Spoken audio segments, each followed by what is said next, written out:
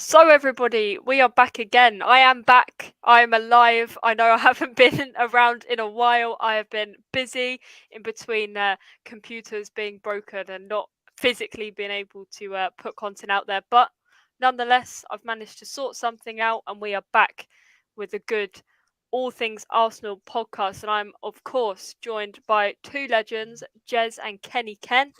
Kenny, we'll start with you. How's it going? Oh, everything's fine. You know what? Sometimes when you're doing a podcast, over this football season, you don't realise how grueling it is. Game every other day. Not just the Arsenal, but other games, but also just the debates, the arguments, and you just think, phew, thank God this season's over. Not because I don't miss it, but it's been really grueling. It has been a grueling season, I must say. Yeah, absolutely. And, I was like, I am exhausted after this season. I don't want to talk about football for at least a week. Like, needed a break. But we'll get into all of that soon. Jez, how you doing? All good, all good. Yeah, um, yeah. It's been an exhaustive season. Let's be fair. I think it's drained everyone. Gracie, Kenny, Lee, everyone that's we all hang and talk around with. And Jack Ramsey, yes, it is a brick in the wall. One of my favourite albums, mate, Pink Floyd. But yeah, it's been a tiring time, and sadly, I can honestly see it being another very tiring season. What I can see is going to happen, but we'll get into that.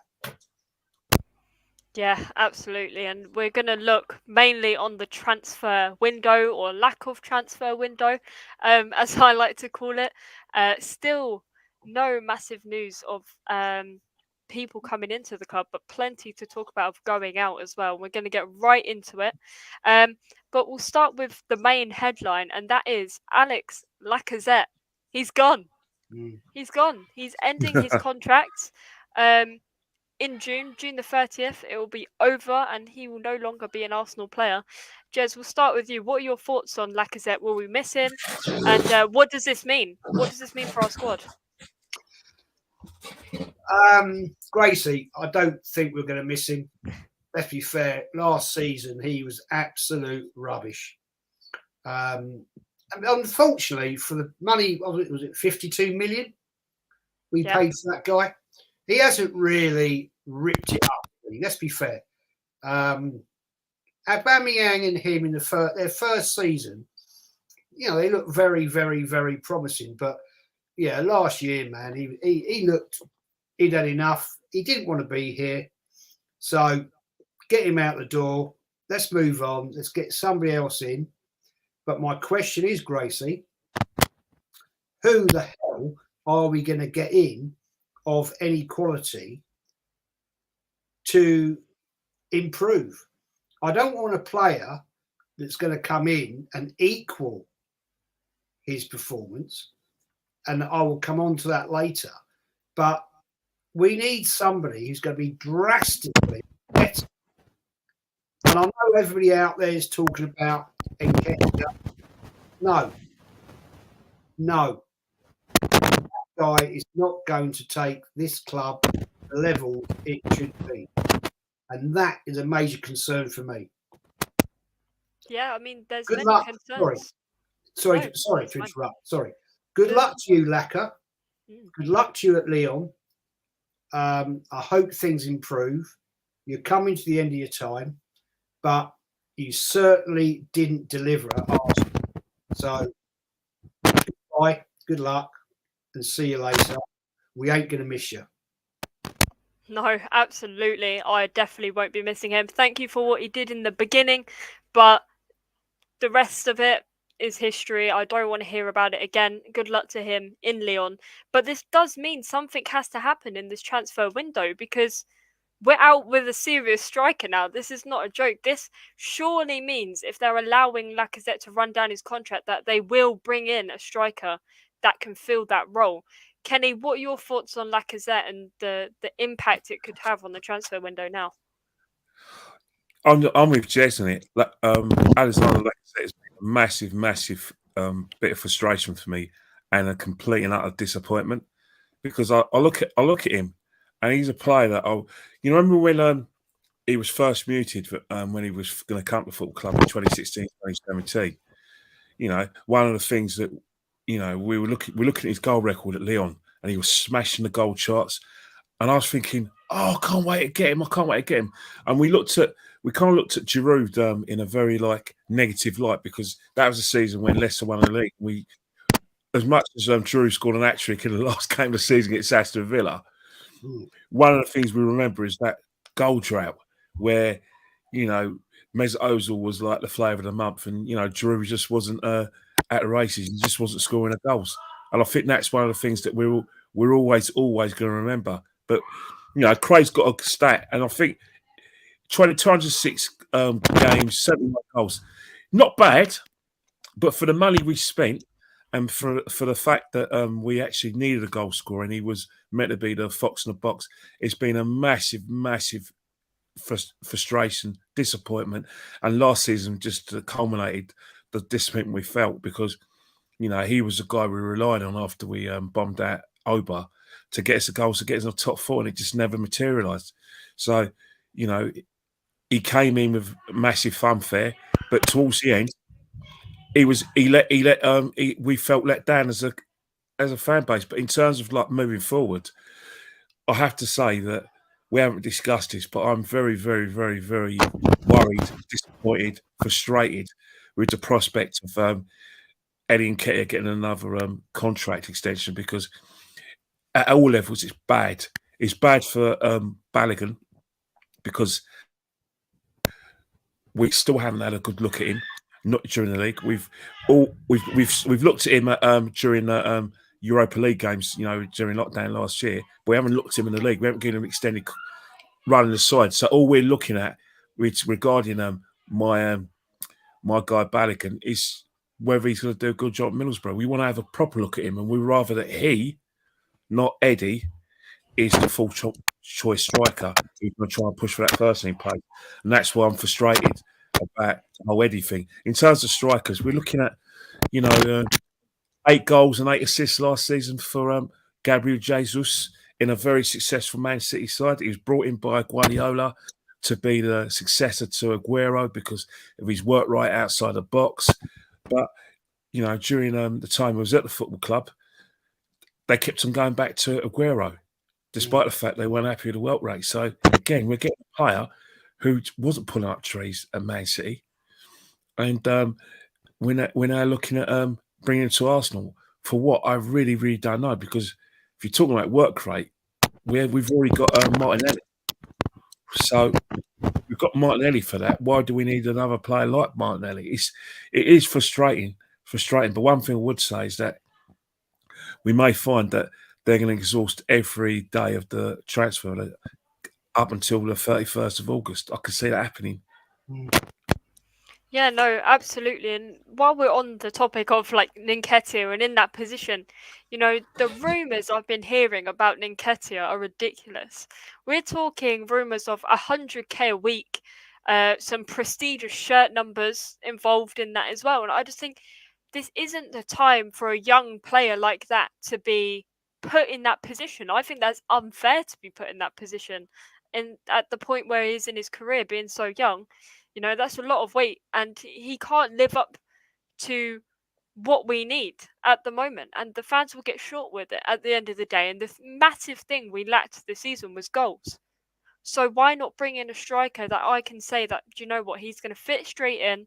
He won't need all this integration into the squad, whatever, all of that. He can come in and he can perform. I want a player that has been performing this season just gone. I want a player that has been performing the season before. I don't want a player that's, at a prestigious club, let's say, or a title-winning club like Man City, and that's played but hasn't really played that much, to come to Arsenal to do what? We haven't seen his full. He hasn't been on point at every single mark of the season. So why bring him in? What is he going to bring to this side? And that's the problem we have, is rid of Lacazette's all well and good, but now we're still stuck in the same position that we was before, but with one less player, because who's going to fill his role that I can confidently say, do you know what, he's going to score 20 plus goals this season, and I don't even have to look. Like, that's what we need. And if they are serious about whatever their targets are, if they still want to try get top 4, which is a joke, if they want to try win the Europa League, we have to have that strengthening in the squad. I saw a comment with that the window, here it is.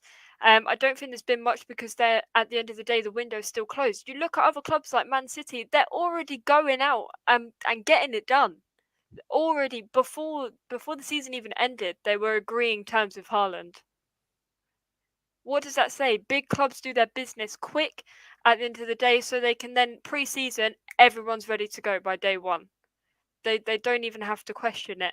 And our lack of striker is a massive issue, because we don't want to be signing players a week before the end of the deadline where pre-season's literally just around the corner, because I think our pre-season starts on like the 12th of July or the 30th of June, around that era. We haven't got a lot of time to be just sitting back and thinking, do you know what, I might have that player, I might not, I don't really know. Like, that's what we know Edu and Vinay will do, because they do it every single transfer window.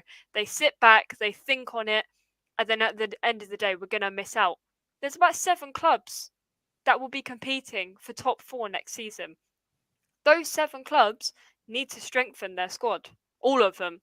So the competition and the window is very, very thin to get these types of players, and the attraction we have isn't great. We didn't get that top 4 spot. We're only playing in Europa League, so what have we got to offer right now against Newcastle, that are generally maybe building up a team to win? We're not building up a team to win now. We're building up a team to win in the next 4 years, 5 years. So this transfer window is a difficult one, because, as you know, we're linked to every single club. Every single player at any club we are linked with. It's always the way. Personally, I don't think we will get Gabriel Jesus, on the terms of, I don't particularly want him. Nothing about him screams to me like, oh, you're going to come in and do the job. It's the saviour. Nothing about it.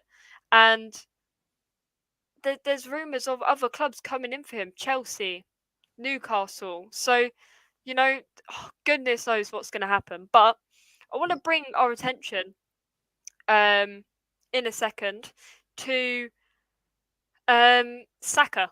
Bukayo Saka, that's the one. Because he is rumoured to move away. I don't think it's going to happen, but I want to discuss the topic of Liverpool looking at him, and it kind of, we can put this under the umbrella of the youth players, the important youth project players that we have, potentially looking for a way out. Jez, what are your thoughts on this rumour? Have you heard it? On the basis of Klopp, he wants Saka, but will he get him?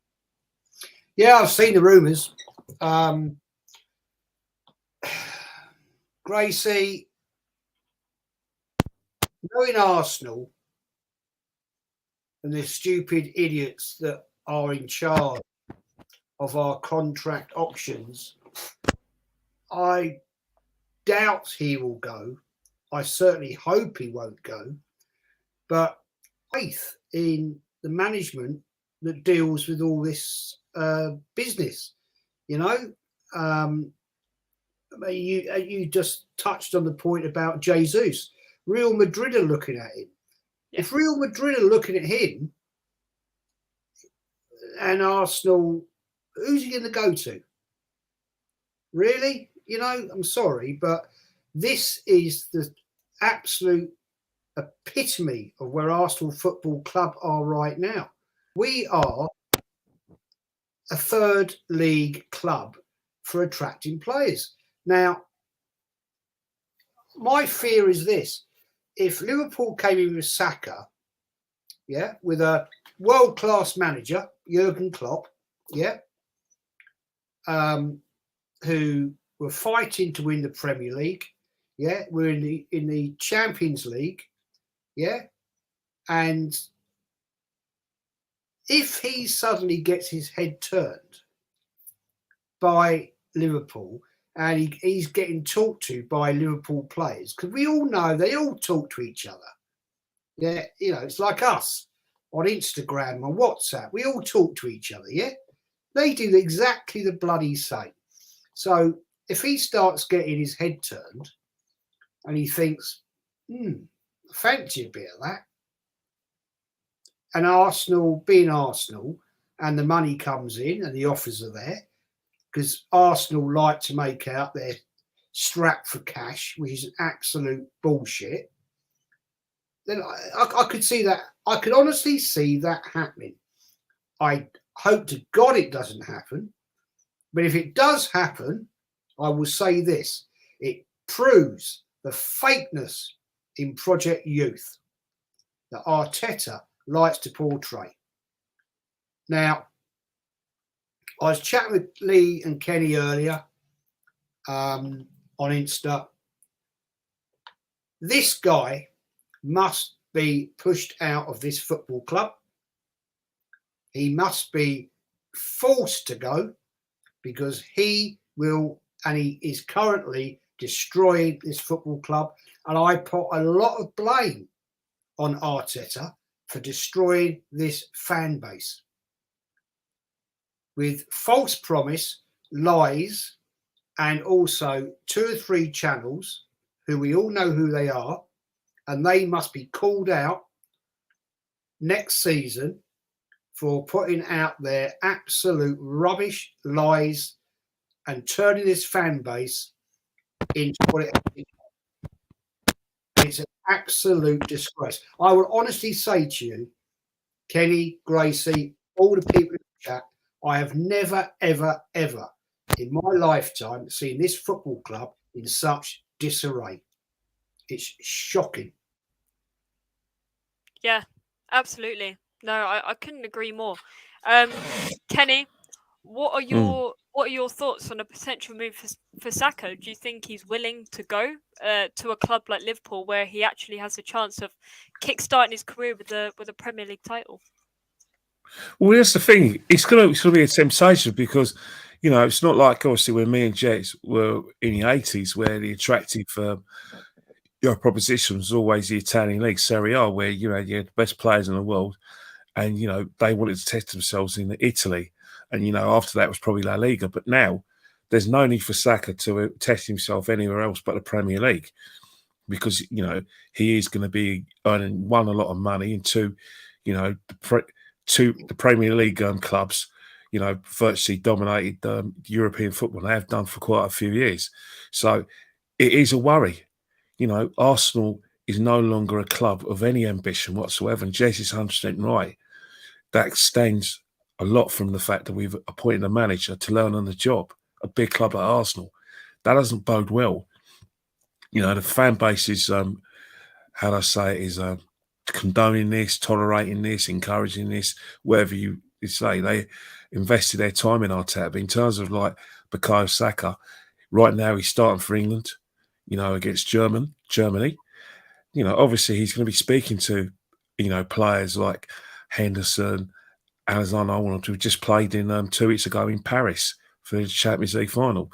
He's going to speak to players like Foden, who in the Champions League final last year in Portugal. He's going to, Mason Mount will probably showing him his Champions League medals as well. And there's players who've won leagues as well. So at the moment, it's going to be a hard sell for Bukayo Saka to stay at our football club. We'll love him to stay. We'll love him to say we're going to build a side around him. But even at his tender age, we've got to be able to say to Saka, right, this is where we're going to go. This is where the players we're going to sign. And this is what we intend to do next season, which is challenge for the title. He doesn't need to hear 2 or 3 years' time. Yes, he's young, but with the experience he's had already at his age, next season he'd be like a season pro, because he's a first choice last season, automatic first choice the season before. So it's a situation where he wants to win things. He needs to win things. He needs to be playing the Champions League, especially if he's going to do what we think he's going to do, which is going to be in Gareth Southgate's World Cup squad. He's going to want to play at the highest level.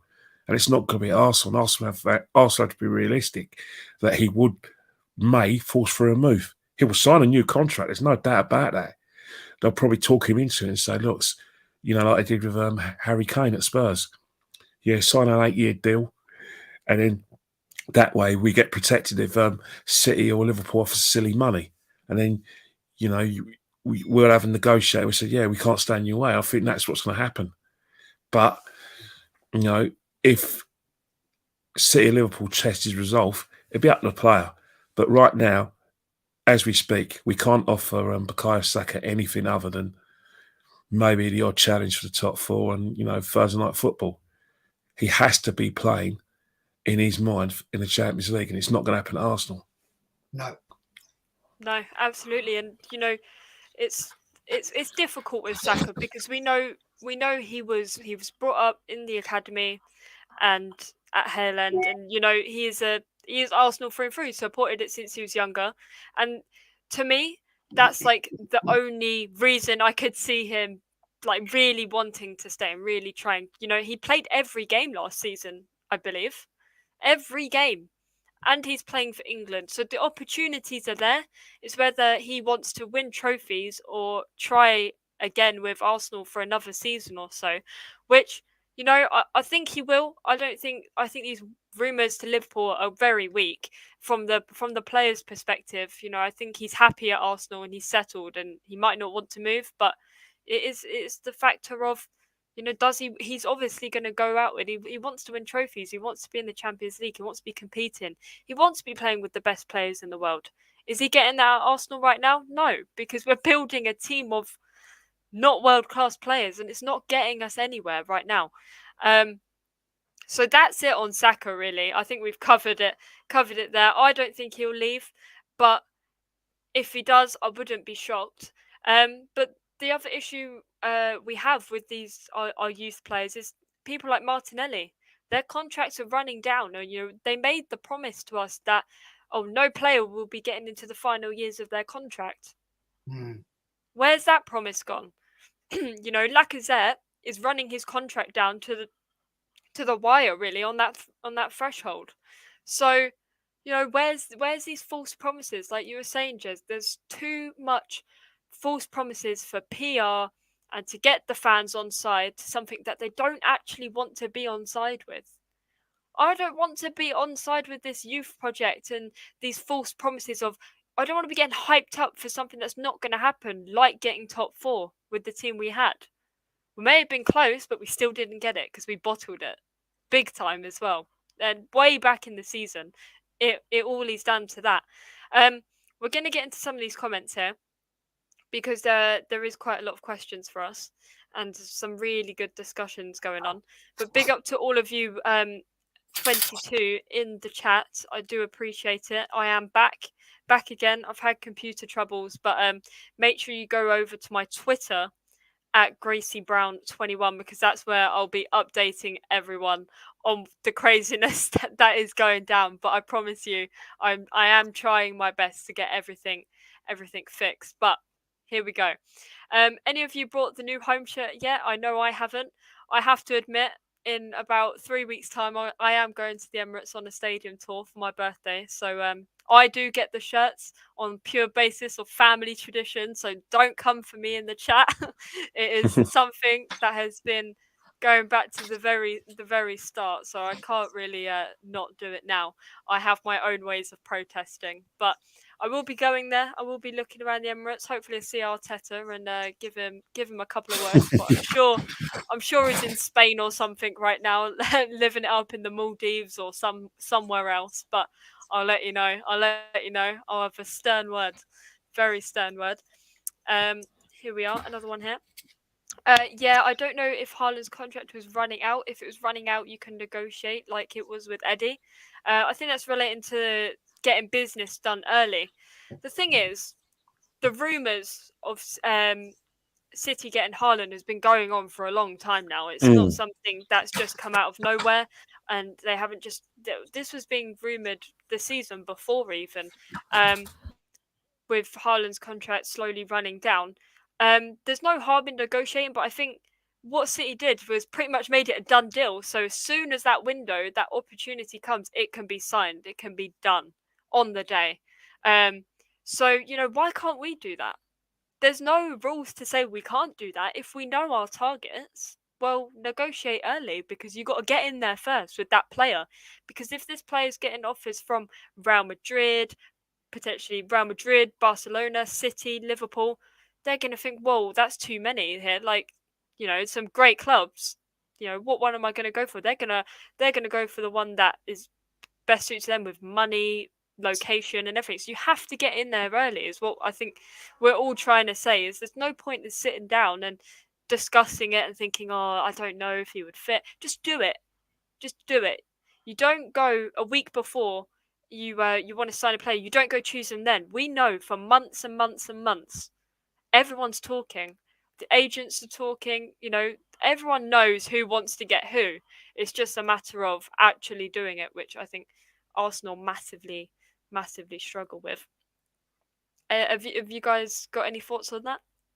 Absolutely, Gracie. I mean, you've hit the nail on the head.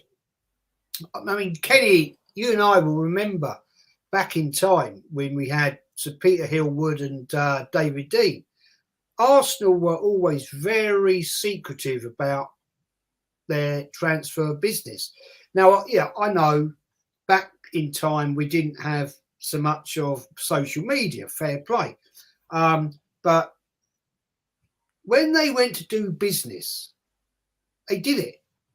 It wasn't this protracted, drawn out for 6-8 weeks. They would go for a player like, you know, Thierry Henry, Vieira, all these top world-class players we had. And they'd do the job. And all of a sudden, you'd see in the paper the next day, Arsenal signed Thierry Henry. Now, I remember that. I think, well, who's he then? Who is he? Never heard of him. And Patrick Vieira, well, who's he then? Now, that's because at the time, social media is not what it was.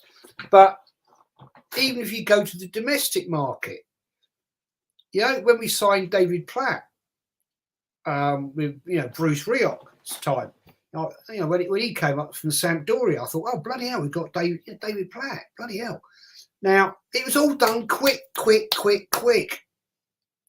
It wasn't drawn out like, Arsenal. I mean, for the last 10 years, Arsenal are linked to just about every player in bloody Europe.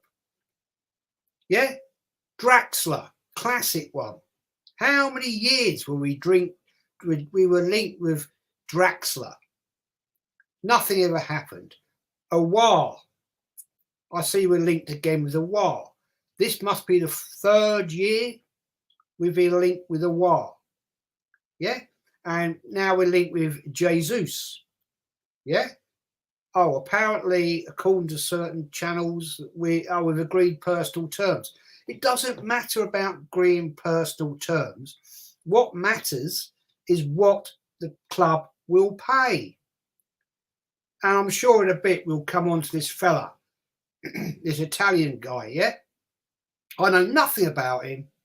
All I can tell you is he's 6'4", very big, very strong, and runs fast.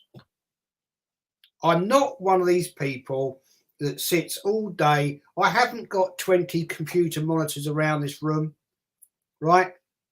Yeah, I've got this iMac and my PC. I'm not interested in sitting down and wasting my life looking and making out I watch every league in Europe. Because I don't.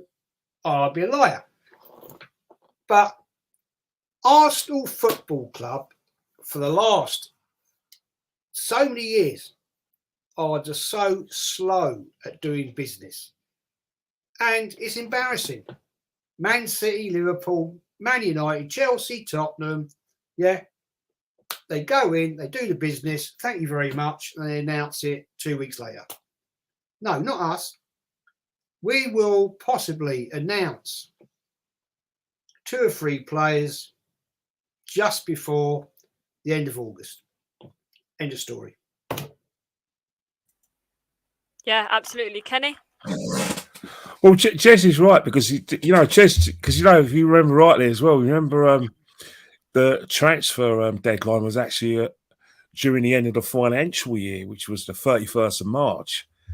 Because if you remember rightly, we've sold quite a few players. Remember, there was we tried to sign David Seaman, and 31st of March 1990, and John Lukic didn't want to go to Queen's Park Rangers, and he ended up going to Leeds, and that transfer got formalised in the summer. So it was always a long term. But in terms of like what Arsenal's doing in the transfer market, you're right. Nothing gets leaked. A lot of things are myths. People make up as they go along. I wouldn't say they make up as they go along. I think we just use our footballing logic, really, because, we watch Arsenal every game. Even the games we miss, we watch it again, and then we discuss it, where we can clearly identify where we need to make improvements. So I don't see any reason why it should be any different for the journalists. But in terms of Arsenal doing their business, they need to wake up and realise right now is that they are in the same market as Spurs. We're talking, there's one guy who follows me and, called Chris Cowling, does really good journalistic work for Spurs, his Spurs channel.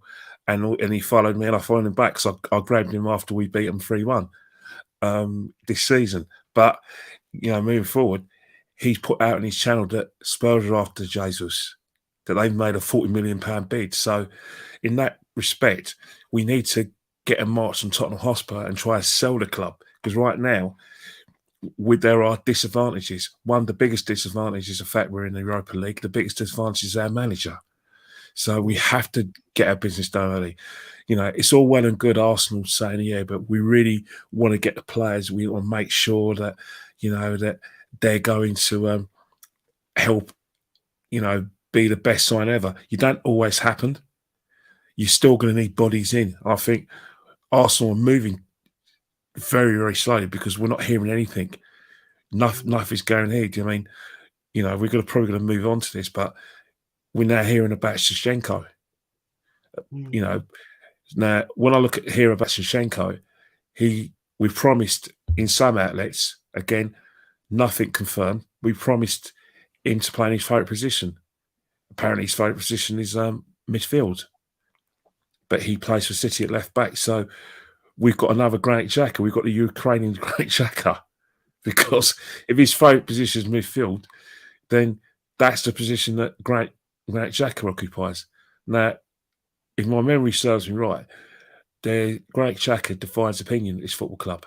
A lot of fans do not want him to continue in any way, shape, or form at this football club. They would like Granit to be transferred. They understand that Granit, he's good long passer of the ball, but he's slow. There's no athleticism. So if we're looking for a midfielder, it has to be someone other than Granit Xhaka or a Granit Xhaka like player like Zinchenko. So again, Jez talks about us being linked with Auer, and that's every season. Well, what's happening with Basuma? What were you waiting for? What are we waiting for? Why are we letting Liverpool and Man City steal a march?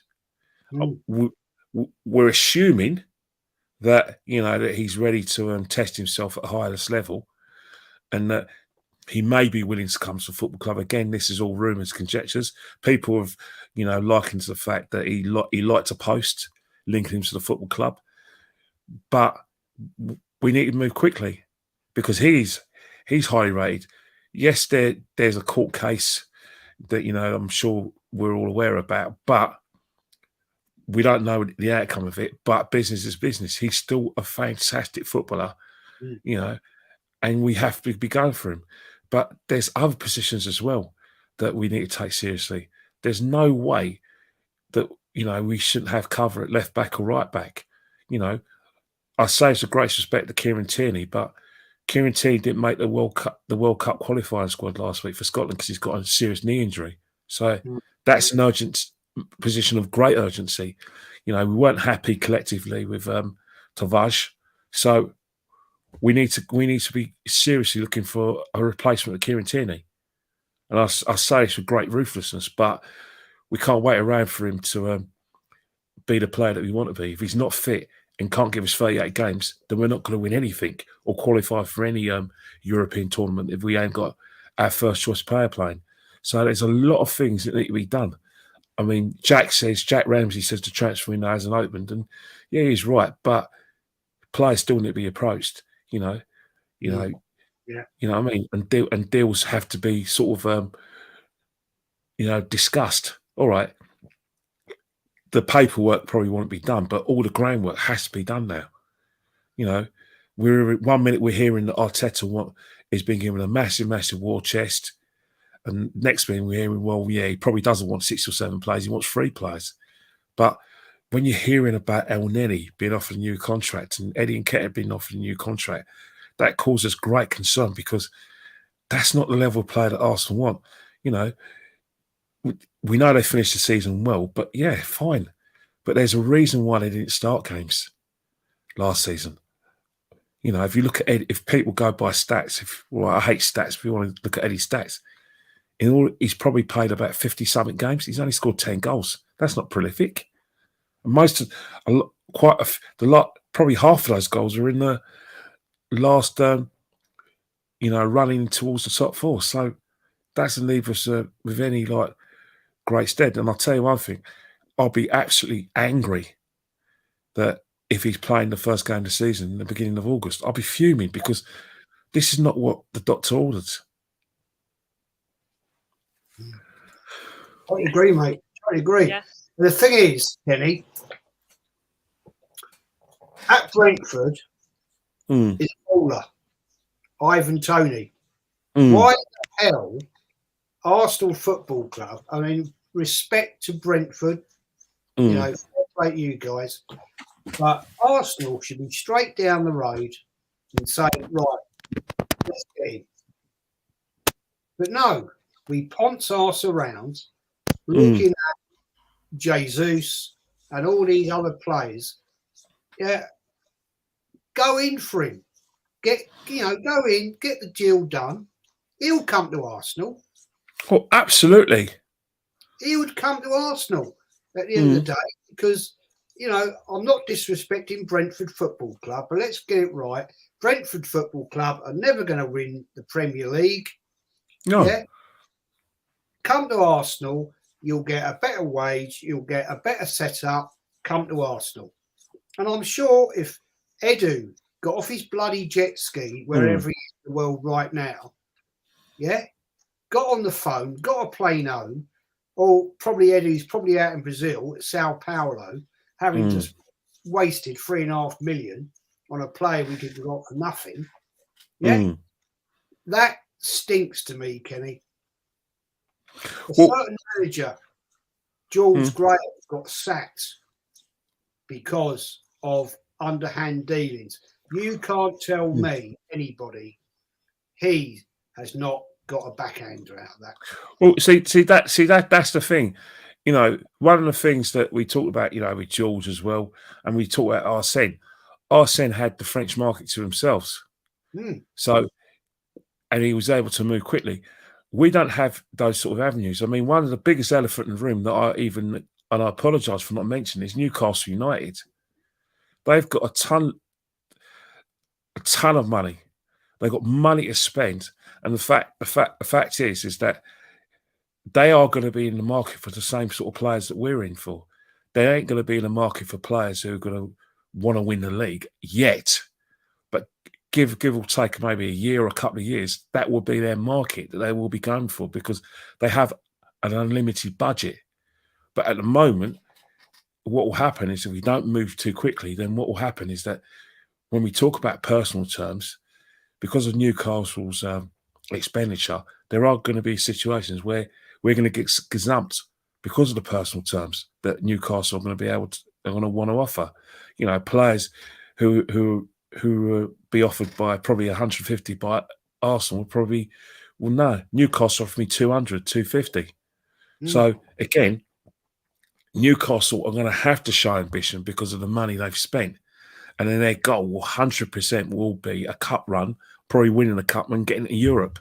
That would be their first goal. And the season afterwards, it will be getting in the Champions League and and then challenge for the league. So that's what Newcastle will be doing. So if you think about the project at Arsenal with Mick Arteta, trust the process, youth project, whatever you want to call it, the project at Newcastle's just as attractive because no one knows what's going to happen. But the fact is, you only have to mirror what Chelsea did under Abramovich and what City did to know that those clubs, because of their huge expenditure and because of the huge ambition, will win trophies and will win the league eventually. It's inevitable. And Arsenal are going to be left behind again. We can't afford that. We need to be showing that we are the third biggest club in the country, and that we have to spend money, loads of it, in a different way. I mean, there's no excuses why Arsenal can't challenge for Newcastle for that, the salaries and transfer fees, because the biggest elephant again is the Emirates Stadium. Let's not forget that we left Highbury because we were left behind by Man United. They had about 60-something thousand fans. We had 38,000. So, in order to compete with Man United in the transfer market and for the best players in the world, that's what we were told. We had to move stadium. Well, we've been here 16 years. We are making a truckload of money at the gate. We made loads of money through merchandise because of the fact our reputation, because of the Invincibles and Dennis Bergkamp, Henry, plays by Robbie Perez and all that. But as we've discussed before, myself and Jez, and obviously we discussed this with you as well, when we spoke to our Australian friends, Gracie, Chelsea, Man City, and Newcastle in the future are going to make more money on us off the field because of their on-field success. That's where the real money is. And if Arsenal don't get this on-field success, then there's going to be a situation where our reputation as the Arsenal won't count for nothing. It won't matter. Pretty true. Yeah, no, absolutely. I can't agree more of what you've both said. The transfer window is a massive, massive thing for us. Like for any other club, and it's getting in there and getting there first. I'm just going to run through a few more of those comments, and we're going to touch on the last couple of things. It's not my birthday yet, but it will be in 2 weeks. And lucky for all of you, my birthday's on a Tuesday, and I will be doing a very short podcast as per usual so it'll be a little all things Arsenal birthday edition. It won't be too long, but it's a Tuesday and I can't be slacking. Even if it's my birthday, I can't be slacking on the stream, so don't worry, people. This is about me getting a shirt. Definitely not Kroenke's biggest fan. Get a cheap knockoff one instead. No, tradition states in my family. Tradition states the rules are clear. Unfortunately, I don't want to be paying that. No one wants to be paying that money. Well, you might if you love Arteta, but no, it has to be done. It has to be done. Otherwise, I think I'll be cursed for the rest of my life if I didn't. See, I knew it. I knew it would come. But I will. I'm getting the home shirt, and that's it. I won't get any other merch, and yeah, that'll be it. Jez, question for you. When's your next live stream on your channel? Well, next live stream is Friday night, 7:30, with Kenny, Gracie, Warren, and special guest Darren Sullivan. We're going to be talking about review of Arsenal's season, the good and the bad. And let's be fair, there wasn't a lot of good, but there you go. There we go. Sorry to interrupt, but one thing I will say that there will be a lot of people who disagree with us and think that that we've made some significant progress from where we finished eighth. When we finished eighth last two seasons, I have to keep reminding people that Arsenal Football Club should never be happy with anything other than a challenge for the league. Exactly. And if they're getting in the top four, then they have to be competitive in the Champions League. That is the standards that we have to aspire to. But people were easily pleased if they genuinely believe in what this manager's doing. And there's a lot of people. Maybe we are in the in the minority. Maybe a lot of people who feel the same way as us are not vocal enough in their with their discontent and their genuine concern with what's going on at the club. People, everyone wants to be friends on social media, unfortunately. I don't. Neither do I. Neither do I, because at the end of the day, the lifeblood of this football club has to come before anything else. And when you talk about this great club, it is going to get passionate. Because you're passionate, things may cross the line. Things may get personal.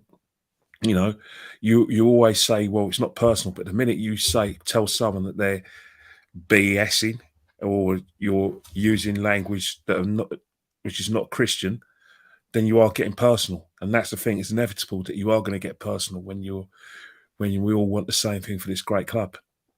Kenny, you and I, and we've called out certain channels, and we're not going to say them now on Gracie's show, but a certain lady, PG, yes, you know what I'm talking about. 100%, yes. Absolute faker, liar, fraud. Yes. BS all the time. I called her out. I told you, you agreed, liar. Absolute liar. Well, yes. I second that, because I wasn't at the game. But one thing is that because it's such a monumental event for this great club, you remember everything about it. You remember it's on a Friday. You remember the kickoff.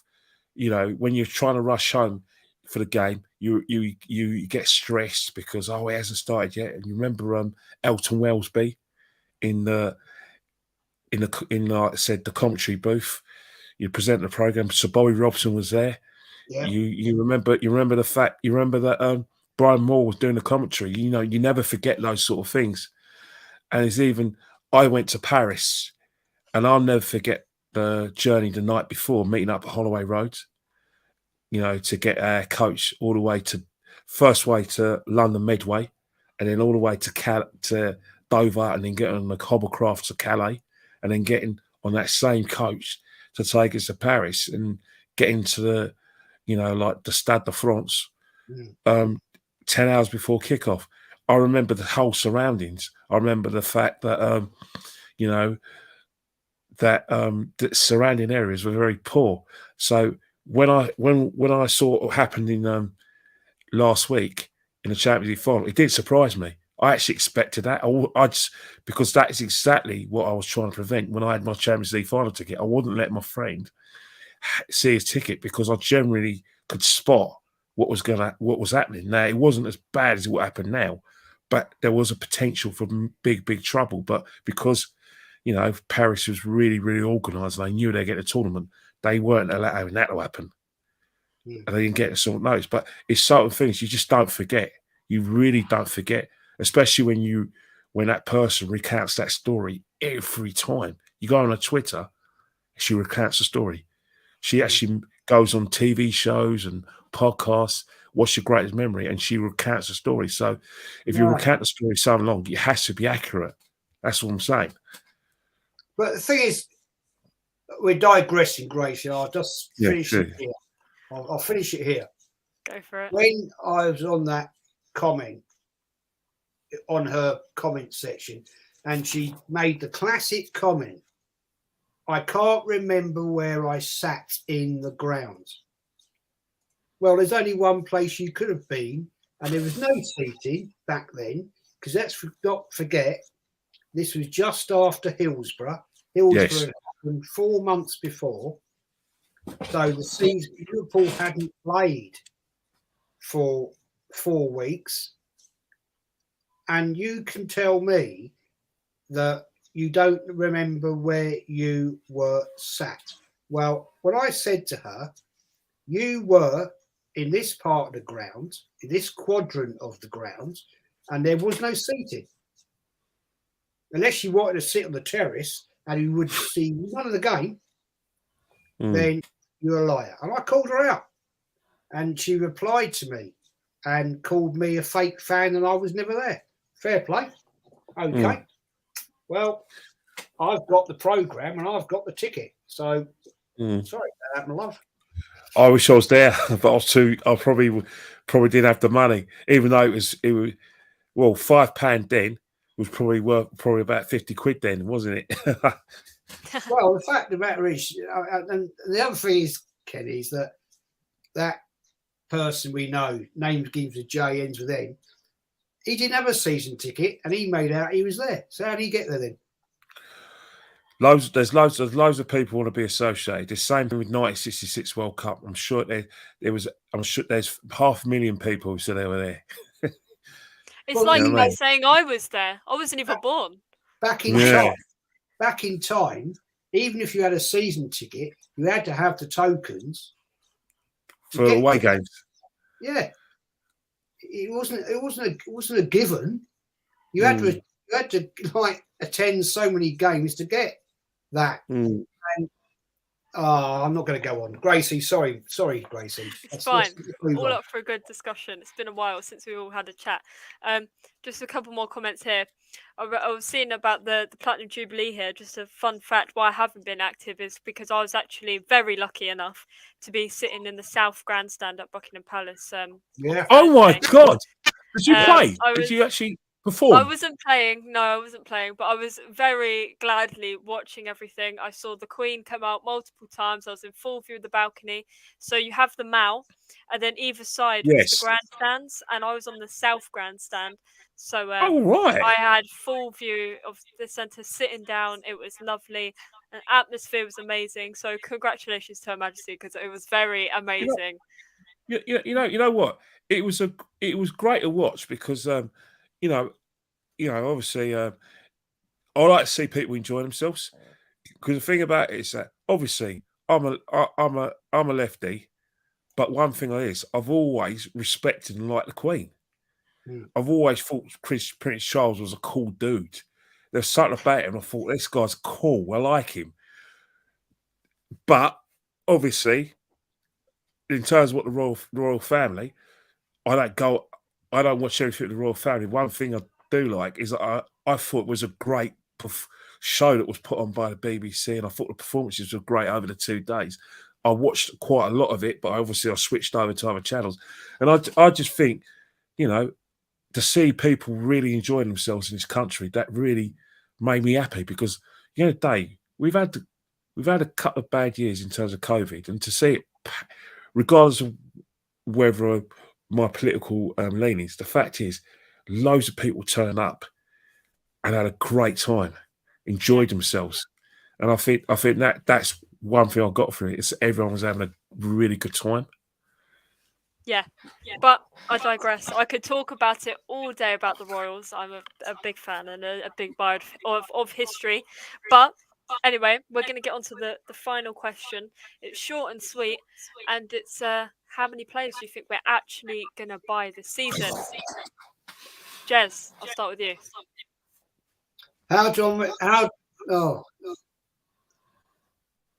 I reckon, Gracie, we'll probably buy 3 to 4. We need more. We've got a very short squad currently. I believe 19, is it? Am I correct in saying that? And we have a very poor midfield, and it's proven it. So I'm going to say to you, Kenny, Gracie, I'm going to say 3 to 4. And knowing Arsenal, don't be excited, as the great Josh once said 3 years ago. It will be average signings, and next season, I hate saying this, it's going to be a rocky road. And I think Arteta, as Kenny quite rightly said earlier, he will get proven he's crap. In the Europa League, I agree with you, Kenny, that we would probably scrape out of the qualifying group and then be absolutely embarrassed because this guy is clueless. He's proved it. He proved it against Tottenham. He proved it against Newcastle. He has one line of thought. If it doesn't work, he's lost. Simple. So, Gracie, to answer your question, I would say 3 to 4, but they will not be the ones we need. So I can second that as well. There's going to be some players that, that it's going to be like last season. We bought a few players that we were completely underwhelmed by. And, a couple of them was a pleasant surprise, in terms of like, the goalkeeper, Ramsdale, and obviously Tomiyasu. But really and truly, Ramsdale and Tomiyasu are players who are probably effective in other clubs, maybe not so much Spurs, but definitely, Man City, Chelsea, and perhaps perhaps Liverpool. They'll probably be squad players. And I think that's the thing about Arsenal, is that the standards really have to be high, and I don't see that happening. We will get players, there's no doubt about it. Arsenal will get a striker. Yeah. They will get an auxiliary striker. They are going to get someone else in midfield. There's no doubt about it. And they're probably going to get another defender or maybe someone in the sort of fullback positions. There's no doubt about it. We'll get 3 or 4. But fans will be mightily disappointed with the quality of the player we're going to get, because of the situation we find ourselves in, where we're not an attractive club to come to. I think Arsenal, if they're going to use their brains, try and go in the English market. There's a lot of English players who want to play for Arsenal. They're going to be hungry. They're probably just outside they're probably outside top. They're probably very, very good players, could be top class, and maybe that's not what Arsenal need to look for. Jez mentioned Ivan Toney. That is a player that I'm definitely attracted to. Ollie Watkins is probably stock's gone down because he hasn't had a good season. But the English market is something Arsenal have to look at. Max Aarons, as a player that we can definitely look at. Midfield, Basuma plays in countries. So, those are the areas where Arsenal have to play. But if we think we're going to get a 6 or 7, I'll be very, very disappointed. And if we do get 6 or 7 players, a lot of them are just going to be of really, really average quality. That when they do play, you'll notice the gap in quality between the first choice and the deputy. And that's one thing that's been killing Arsenal for years.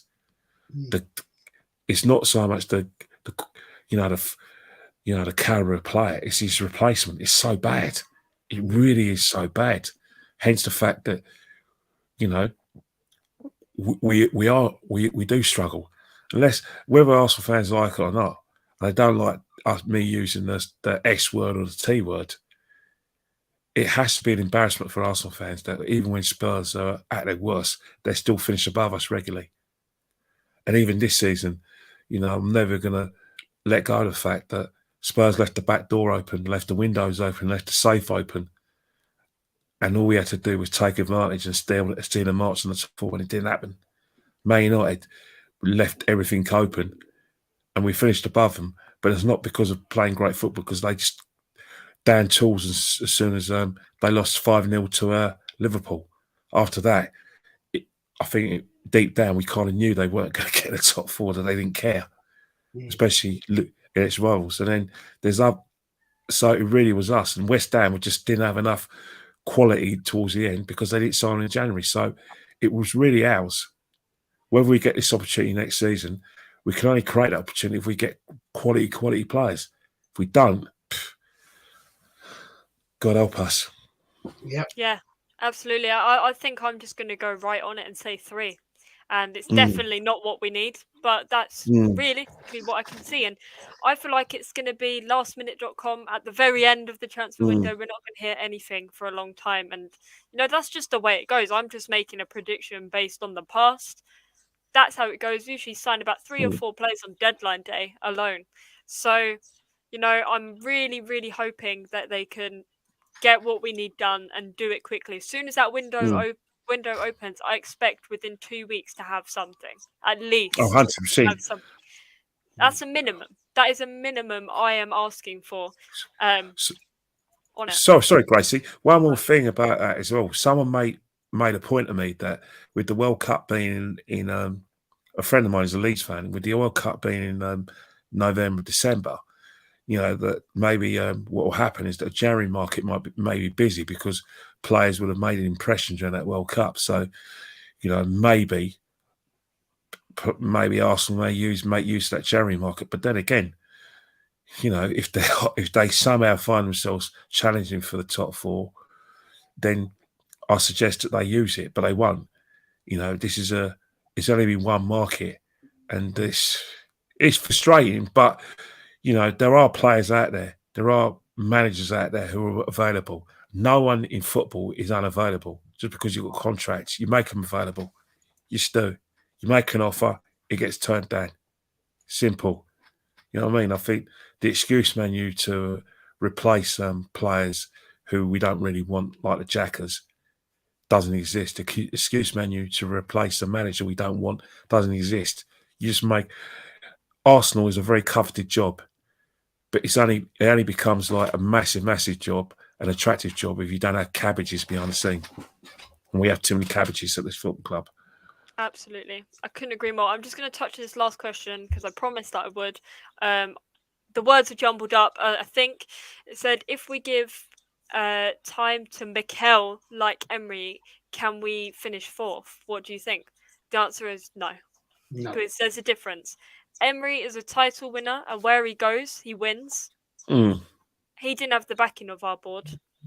He didn't have the backing of the fans, and the fans lost their patience. But they don't do that with Mikel. That's the issue. My simple answer to that is no, and that's all I'm going to say. I can see that you're an Arteta in, so I'm not going to try and argue because your comments suggest you like Xhaka as well. So it says it all really on that topic. But that is all we have time for today. This is kind of a part one, and on Friday will be the part two, which is the season review over on Jez's channel, which is Arsenal, the History and More. Jez, do you want to give your channel a quick shout out? Well, Gracie just have. Yeah, Arsenal, the History and More.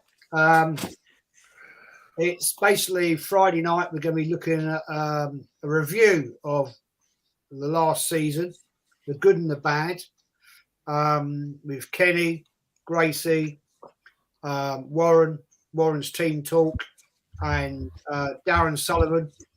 Darren's a top fella, and he's an absolute Arsenal legend as a fan. So come along and have a look. The other part of my channel is all about the history of Arsenal, and come along and learn a bit of stuff. I mean, I'll be honest with you guys. When I've been doing some research recently, I've learned a lot of stuff that I didn't know about. So I've actually educated myself. So come along, have a look. It's different. There's nothing else out there that I've found that goes through the details, the depths that I do. So please go have a look. There we go, people. Make sure you go over and subscribe. Kenny Ken, where can they find you? And where's your channel at?